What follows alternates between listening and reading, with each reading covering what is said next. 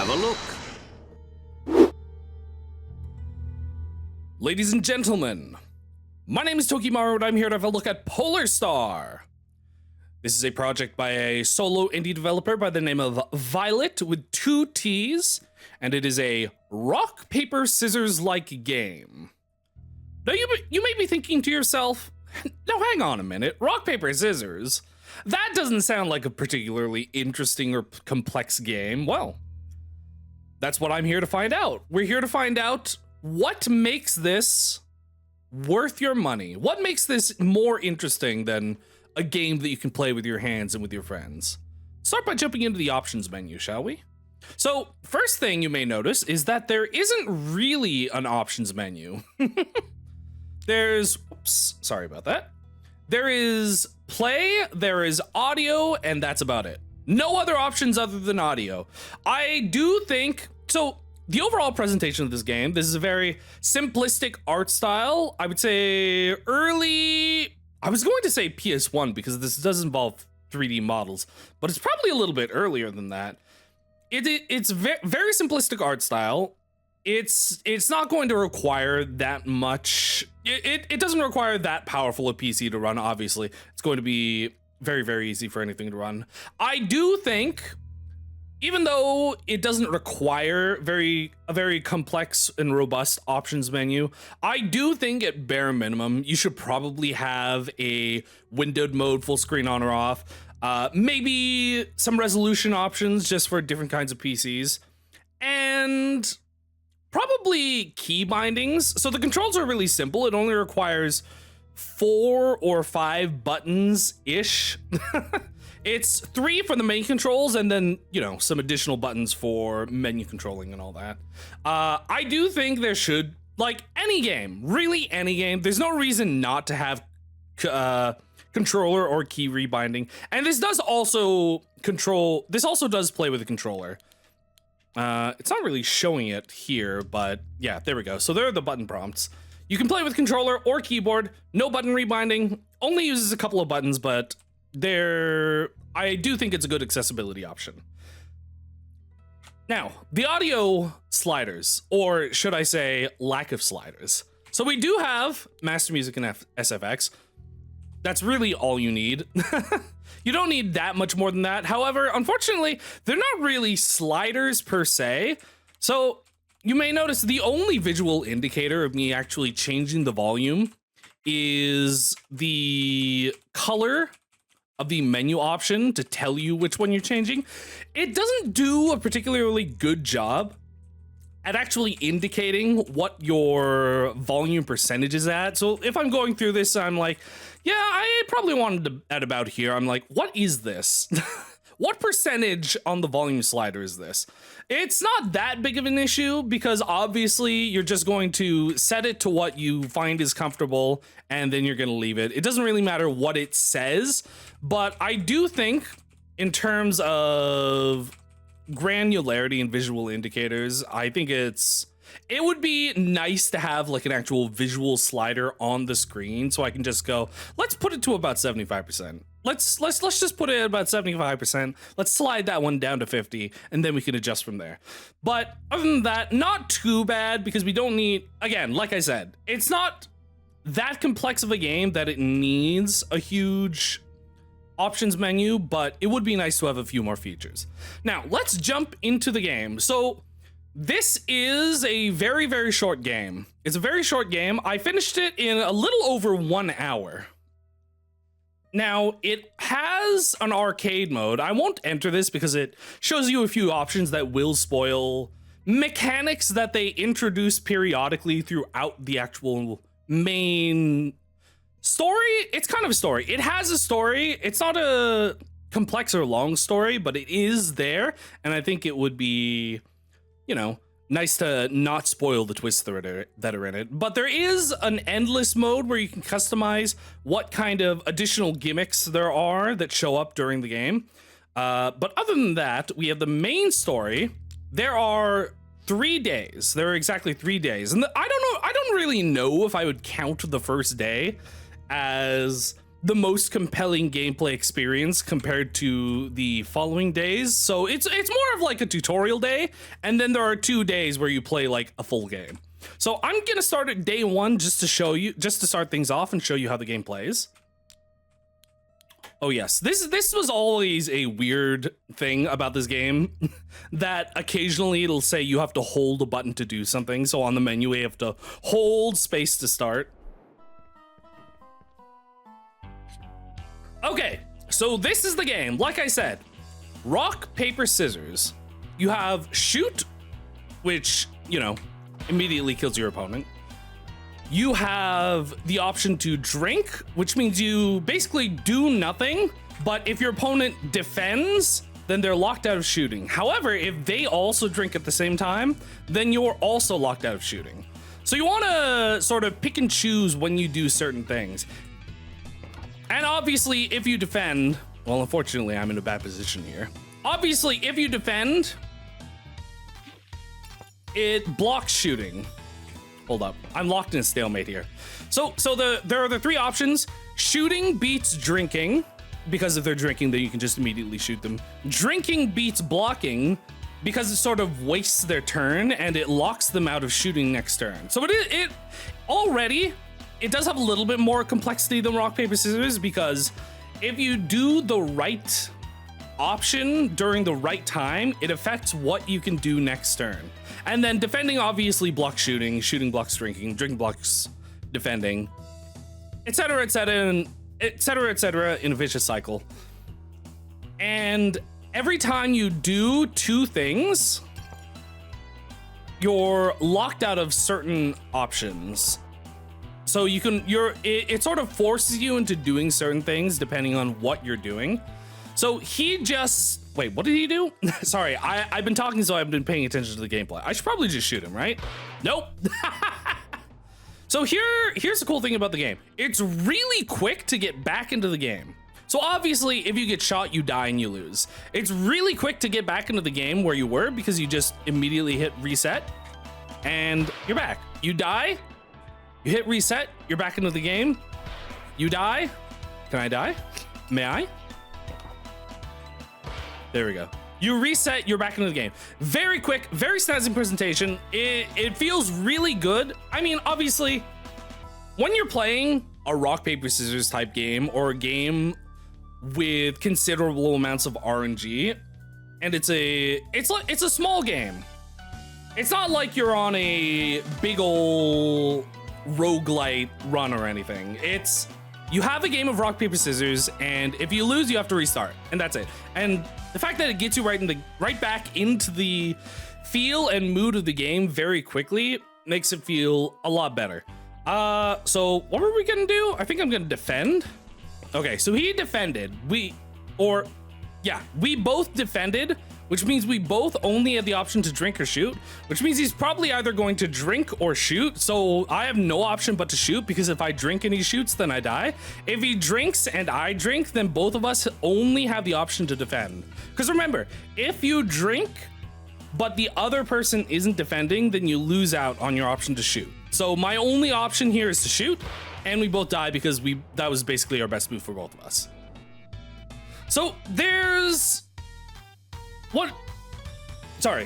So it is a rock, paper, scissors game, and normally the main thing about rock, paper, scissors that makes it interesting is that you sort of get into a rhythm and a mind game sort of scenario with whoever you're playing it with. Because obviously, rock, paper, scissors one time is usually only used to determine something at random. And if you're actually playing rock, paper, scissors, you're going to be playing multiple times with the same person, and you sort of get into a psychological battle of wits with them. This game is a single player game versus NPCs, so it's difficult at first to actually try to get into a psychological battle with them.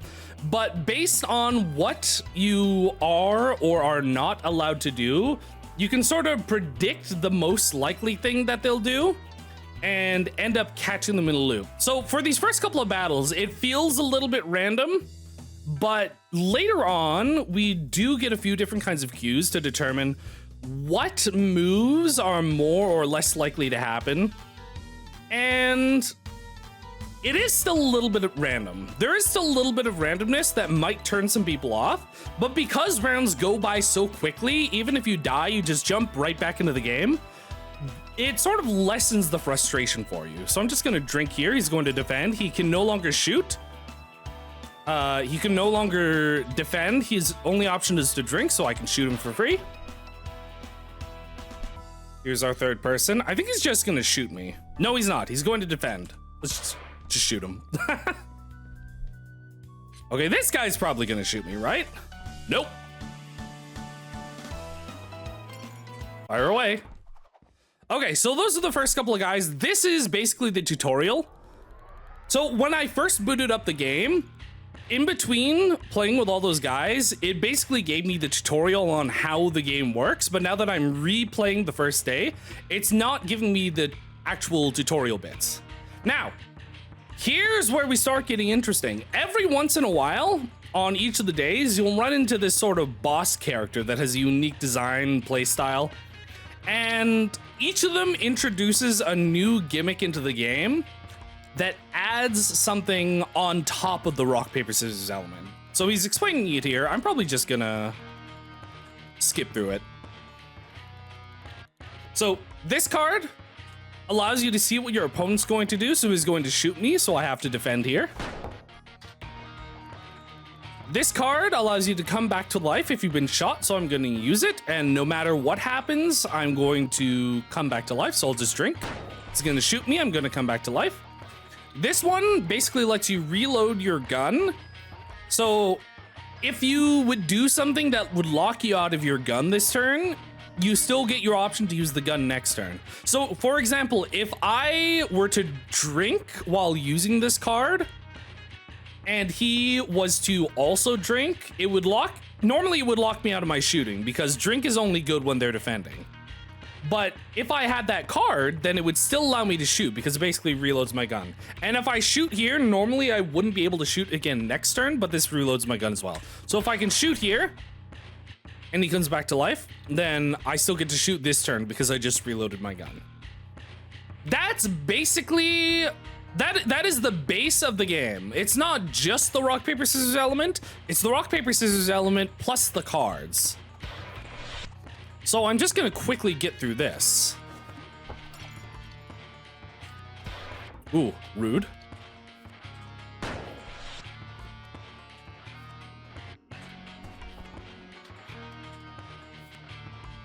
That's unfortunate. I think I'm dead here.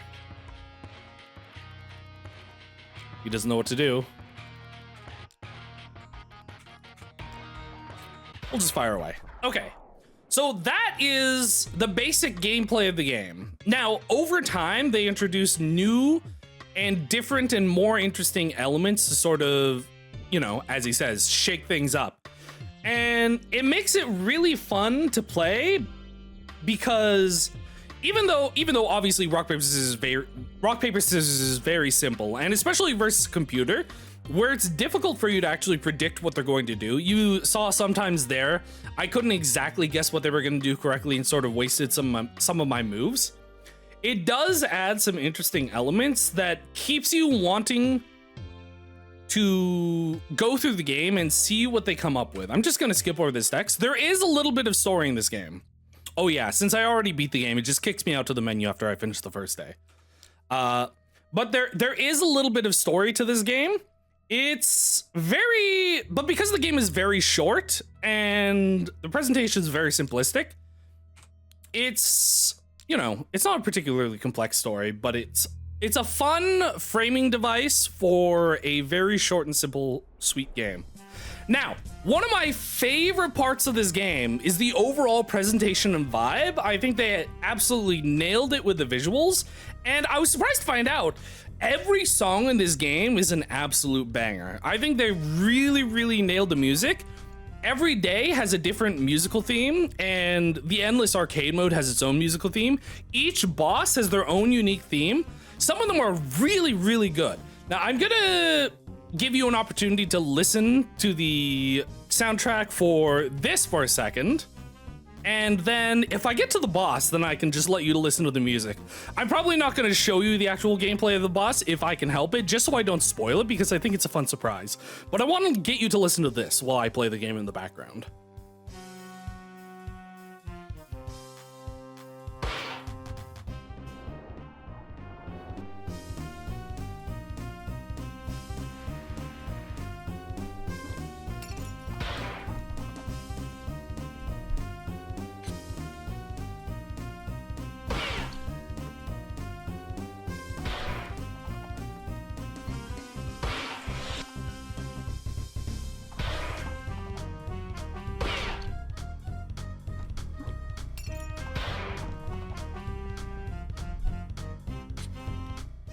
How's that? That's pretty good. It surprisingly gets even better. Now, I'd like to take this opportunity to point out an additional change they've added to the way the game works. So like I said, when you're playing rock, paper, scissors, single player versus the computer, it doesn't really work quite as well because rock, paper, scissors is mostly a psychological mind game, and you can't really predict what a computer is gonna do that well. So sometimes it feels like it's up to RNG. However, you may notice some of the characters have different, characteristics on them. This guy has a flask on him. Now, what these sort of character model changes do is it sort of informs you the most likely moves that that character is going to make. So because this guy has a flask on him, it means his most likely move is he's going to immediately drink. He prefers to drink. That doesn't necessarily mean they're going to do it, because like I said, there's still an element of RNG in this, but the way certain characters dress, and they can have multiple parts of their costume that determine what their most likely moves are, but because this is only one thing, he's probably gonna drink, so I'm just gonna shoot him. And he didn't do that. So like I said, there's an element of RNG, unfortunately. I'm going to spend this turn defending. Since I reloaded, it allows me to shoot now. He defended that turn, which means he can only shoot or drink. He's more likely to drink here, but he still might shoot. My only choice is to shoot anyway. Yeah, that's what I thought. So this guy has ammo. He has an ammo belt, so he's probably more likely to just immediately shoot me. So I use my snitch card to tell me what he's going to do next. I'm going to defend. And he's probably going to defend here, so I'm going to drink. That gives us a free opportunity to shoot. Move on to our next victim. So, like I said, he's more likely to drink. There it is. So, like I said, the people with flasks on them are more likely to drink right off the bat, but not necessarily, because there is an element of RNG, which means I do immediately get to shoot this guy. Now, I always forget what the mask is. Some of these are more difficult to tell than others. I think there's like one type of guy that has a bulletproof vest on, which means he's more likely to defend right off the bat. I think usually the guys with cowboy hats are more likely to shoot. It's there's an interesting element of strategy in the game that you wouldn't necessarily expect from a game that is basically at its core rock, paper, scissors. I'm just going to do this and shoot. Nice.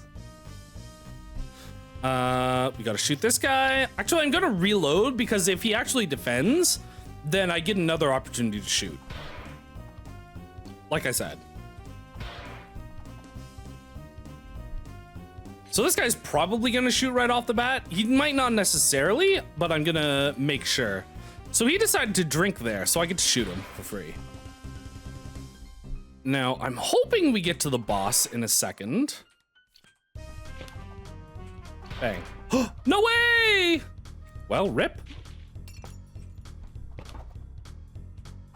Bang. I forget how many it takes, but after a certain amount of things, you eventually make it to the boss. There it is. It's only 2 away. Ah, it's unfortunate.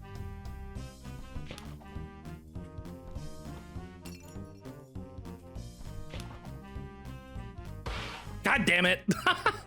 So one unfortunate thing about this is that, so this guy is the bulletproof vest guy, so he's more likely to defend. Turns out he had a snitch card. So one little thing about this, because there is that element of RNG,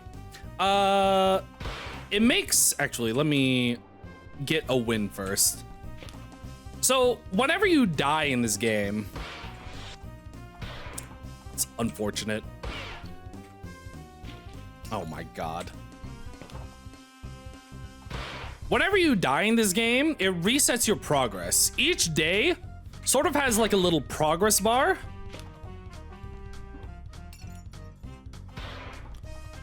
That it has a little progress bar, so you need to get through a certain amount of fights before you get to the actual boss fight where they introduce the new mechanic. And every time you die, it resets you all the way back to the beginning. Later on, you get checkpoints, which is good. But earlier in the game on day 2, it resets you all the way back to the beginning. So if you're only one guy before the boss and you just get RNG'd out the game, it sets you all the way back and you have to do it all over again. Like I said, the instant returning into the game after you die does help mitigate that, but it still kind of feels bad when, even if you have a good idea of what a character does right off the bat, the bulletproof vest guys, I might be wrong about them. I think it's that they have a chance of shooting or drinking right off the bat. This guy's dead. So even if you do have a chance of mitigating the RNG by having a general idea of what they might do, sometimes you just get unlucky and they do the wrong thing. Can I just shoot you? Nice. Sometimes you get unlucky. So the smoker guys, I think, also like to drink first. Yeah. I think it's the smokers and the flask guys both like to drink immediately. Excellent. Defend and shoot. Let me try and get to the boss.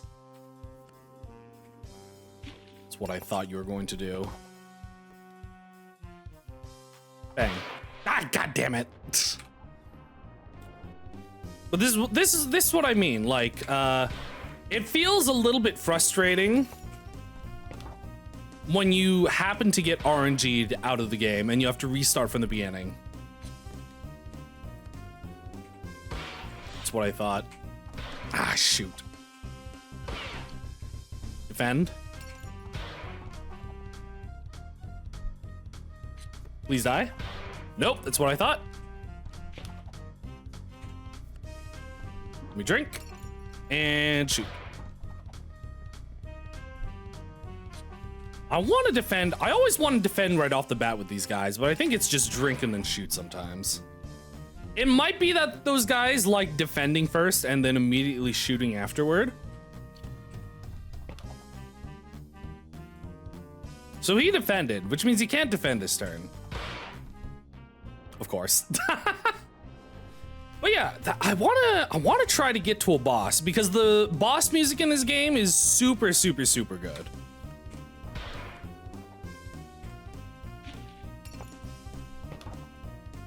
But yeah, like I said, there's honestly not that much more to explain. It's a very simplistic. So these guys really like shooting first. He doesn't though, so I'm just gonna shoot him. I think these guys sometimes shoot first and sometimes drink first. I'm just gonna shoot him. These guys usually like shooting first. Oh, here's an extra mechanic to the cards. If you both snitch at the same time, yeah, they usually like shooting first.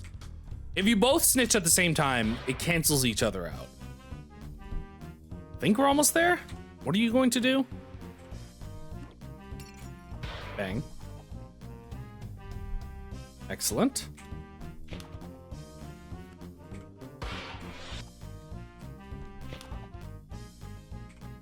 Shoot, I messed up.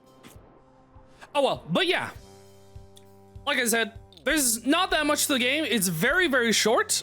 It's only 3 days long. It took me about 69 minutes to get through the game in basically one go. And there's a little bit more, there's a little bit of an arcade mode if you're interested in simply going through this and sort of having an easy game mechanically to go through that has a little bit of strategy, but is mostly a casual, simple experience, and I think you'll like it. This game is $2.99 on both Steam and itch.io or your regional equivalent. My name has been Tokimaru. Thank you so much for watching, and I will see you all next time.